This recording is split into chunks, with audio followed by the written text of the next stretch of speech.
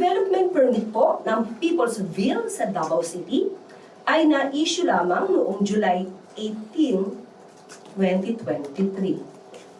Ito po ang pinalaking kopya ng development permit.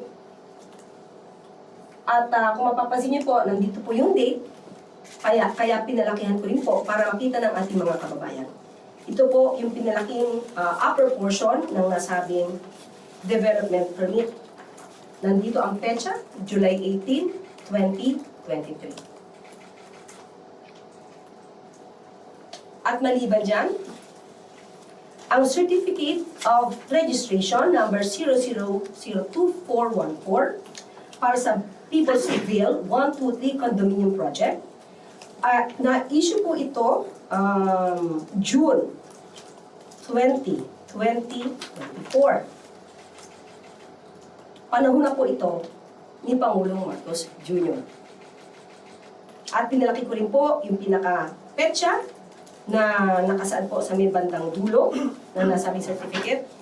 Nandito po, June 20, 2024. At kasama rin po na ipapakita ko sa inyo ang building permit para sa Peoplesville.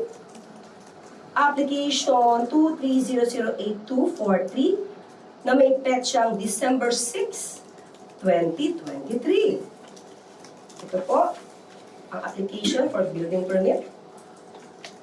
At na-issue naman po ito February 16, 2024. Ito po ang pinalaking may petsa ng nasabing dokumento. So maging mainam po maging mapanuri tayo at ang proyektong ito ay para po sa ating mga kababayan. Hindi para magpabida ang sinuman, kundi laan ito para sa ating mga kababayan, lalong-lalo na sa Davao City.